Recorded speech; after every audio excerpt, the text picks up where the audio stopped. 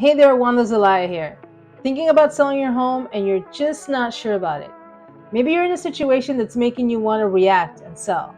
It's a big decision, and one I'll admit I've stumbled on in the past. Maybe you're seeing headlines about a hot seller's market and picturing dollar signs. Or maybe you've been holding on to a property for a while, itching for a change. Whatever your reason for considering a sale, there's a crucial question. Is selling the right move for you? Selling isn't always the golden ticket, especially if you're focused on long-term wealth building. In this video, I'm going to share some of the mistakes I've made selling properties and equip you with the knowledge to make an informed decision. We'll explore the pros and cons of selling, the hidden costs to consider, and alternative strategies to build your real estate portfolio.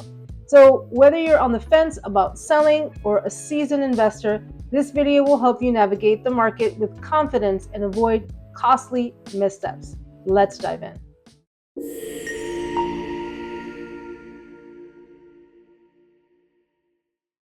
So there are reasons why you may want to sell now. There are absolutely situations where selling your home is the smart move. Maybe you've experienced a loss in the family, inheriting property that needs to be divided amongst loved ones. In that case, selling might be the most practical solution. If you're going through a divorce, you may have to sell the home to divide up the assets in the divorce. Another valid reason, moving on. A new job across the country or a desire for a simpler lifestyle might have you yearning for a fresh start. Perhaps the upkeep of your current home is a burden, or the idea of being a landlord across state lines isn't your cup of tea. There's nothing wrong with wanting to free yourself from those responsibilities. And of course, financial realities can play a role. Job loss or unexpected expenses might make your current home unaffordable. If selling allows you to downsize and regain financial security, that's a perfectly sound decision. If any of these situations resonate with you, selling your home might be the right call. But if any of these decisions are not your decisions currently, let's explore some of the advantages of holding on to your property and some strategies to consider alongside selling.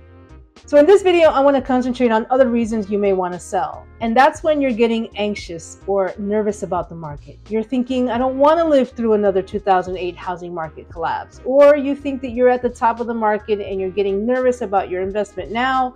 You want to secure your investments, you want to liquidate your assets, sell your property, maybe even wait and sit on that cash for a little bit and reinvest and buy something later on when the market feels a little bit more secure.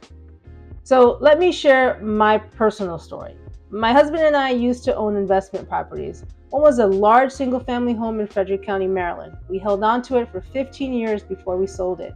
We bought it in 2005, so while we missed the absolute peak of the market bubble in 2008, it wasn't exactly a rock bottom deal either.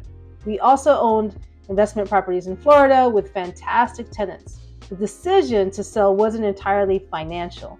Honestly, we were worried about the ongoing maintenance costs of these properties. Plus, the fear of another housing market crash loomed large. So we sold both homes and reinvested in other local properties. Looking back though, there is a pang of regret. I truly believe that holding on to those properties for another 5 or even 10 years would have yielded a much higher return on our investment. Financially, we might be in a completely different place today. Don't get me wrong, we're doing okay, but those properties could have put us on a whole new level. Our goal wasn't to strike it rich with real estate. However, this experience has definitely made me appreciate the power of holding on to properties for the long term. So let's talk about some things you should consider when deciding whether or not to sell. The first one is do not try to time the market. I think this may be the biggest mistake that a lot of investors make to try to time the market. First, predicting the housing market is notoriously difficult. What looks like a dip today could be the new baseline tomorrow. Sure, we might see signs of a hot or a cold market, but here's the reality. Life throws curveballs, right? So a sudden economic boom, a natural disaster, these events can drastically shift market trends. And who can predict a global pandemic? As a real estate agent, I vividly remember thinking, this is it. The market is dead. Little did any of us know the pandemic would lead to the busiest period of our real estate careers. Interest rates plummeted, people fled cities for remote work opportunities, and lockdowns fueled a puppy boom. All factors that created a completely unforeseen wave of home buying. This is the beauty and sometimes the frustration of real estate. The market can react in surprising ways to unforeseen events. Trying to time it perfectly becomes nearly impossible. Associated with timing the market is selling your home and deciding to rent for a couple of years until you can get back into the market again. Timing the market perfectly is a gamble, remember, even for the pros. But here's why staying put or buying a home might be a smarter move than renting. Number one, rent is rising. Your monthly payment could easily eat into the profit you'd make selling. Owning locks in your housing costs, providing stability and predictability. Also, think of the equity you're building when you own. Every month you pay down your mortgage, you chip away at that loan. That's like putting money towards an appreciating asset. Fantastic long-term strategy. 3, as a homeowner, you have more control over your living environment. No landlord approvals for renovations or worrying about a surprise rent hike. It's your space and it's your security. Lastly, homeownership comes with tax benefits. Mortgage interest and property taxes can be deducted, lowering your taxable income. Renting offers no such perks. Remember, historically, real estate tends to appreciate over time. Owning a home allows you to potentially benefit from this growth, building wealth for the future. But it's definitely not a get-rich-quick approach. Be ready to play the long term when it comes to real estate. The next point, think of the cost of selling a property. There are lots of costs associated with selling a home. Make sure you weigh those costs. There's closing costs, agent fees. There's potential taxes on profits, moving costs, and a lot of hassle associated with selling. So if you do sell, make sure you're selling with the right motivation. And that motivation is not trying to time the market. You also don't want to miss out on gains. Trying to time the perfect exit can mean missing out on overall growth. The market has its ups and downs, but historically, again, real estate trends upwards over time. Solid investment strategies prioritize things you can control, like location, property value, and long-term potential. Don't get sidetracked by market predictions. Speaking of costs, let's talk about capital gains. Selling your home can be a big win, but remember, Uncle Sam might want a cut. Capital gain taxes apply to the profit you make on the sale. Capital gains taxes can be significant, especially if you've seen substantial appreciation in your home's value. Ignoring them could leave you with a surprise tax bill. The good news? There are exemptions for capital gains taxes on primary residences. The IRS allows you to exclude up to $250,000 of profit if you're single, or $500,000 for married couples filing jointly under specific ownership and occupancy requirements. By considering capital gains taxes up front, you can make informed decisions about your selling price and potentially minimizing your tax burden. But capital gains can get complex, so make sure you consult your accountant, your real estate attorney, or title company for personalized guidance on how they might affect your specific situation. A little professional help can go a long way, but make sure you factor in those capital gains if you're going to be selling your home. Let's talk about what the market is currently doing right now. While buyers are still out there and bidding wars can happen, the frenzy has cooled down a little bit. Gone are the days of open houses overflowing and instant offers. Inventory is still low, but so is the frantic rush. This might mean your house doesn't get snapped up immediately. Don't panic. The market has shifted and buyers are taking a more measured approach.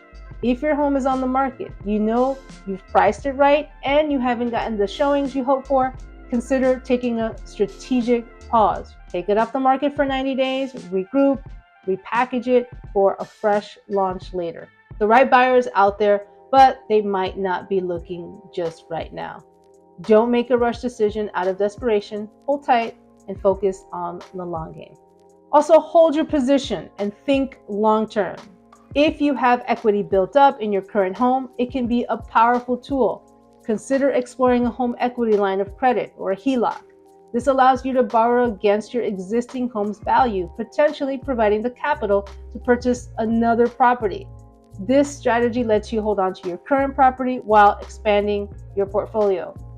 You'll benefit from continued appreciation in your first home while the new property generates rental income or becomes a future residence. Talk to your financial advisor or your lender to see if a HELOC is the right fit for your goals. And remember, responsible borrowing can be a smart way to leverage your existing assets and build that long-term wealth. So as a recap, thinking about selling your home, it's a big decision and one that can feel overwhelming, especially in today's market. But before you rush to put up the for sale sign, take a breath and consider the long-term game. Selling isn't always the answer, especially if you're focused on building lasting wealth. This video has explored the reasons why you might consider selling, from life changes to market jitters. We've also talked about the potential pitfalls of selling based on fear or trying to time the market. Here's the key takeaway. Real estate is a marathon, not a sprint. Yes, there are situations where selling makes sense, but if you're feeling pressured by market anxiety, remember, trying to time the market is a gamble. Real estate has its ups and downs, but historically, the trend is upward. The right decision for you depends on your unique goals and your circumstances, but by taking a step back, considering all the factors, and focusing on the long term, you can make an informed choice that positions you for success in the ever-evolving world of real estate. But at the end of the day, if you're going to sell, then I would advise you, don't just stick a for sale sign on the front lawn. You need your property to look beautiful. You need to take the extra steps. You need your property to stand out in the market. Make sure you do a pre-listing inspection. Make sure you stage the home if you need to, or at least get a stager to rearrange your existing furniture if need be. Make sure you declutter your home. Go ahead and do the professional photography. Make sure your agent's marketing is also on point. Don't go the cheap route when selling your home. Get it done right. Also, price it right. Make sure you analyze the comps on your home. Don't go by what you think you want for your home. Go by the actual data. Your agent should be able to use that real data and come up with a list price, a price that makes sense for buyers to pay for your house. Don't overprice your home thinking buyers are going to come in with a lower offer anyway. Of course, if you're looking for a real estate agent to sell your home in Maryland and you're interviewing agents, I'd love the opportunity to earn your business and list your home. Got questions about anything talked about today, or did this video leave you with any burning questions that you might want answered? Make sure you leave your question or a comment below. I'd love the chance to get to answer your questions because there may be someone else out there that has the same questions that you're posing. Please don't forget to like this video and subscribe to the channel. My goal is to get to 1,000 subscribers by the end of the year, and I'd love your help with this. Thanks for watching, and I'll see you on the next video.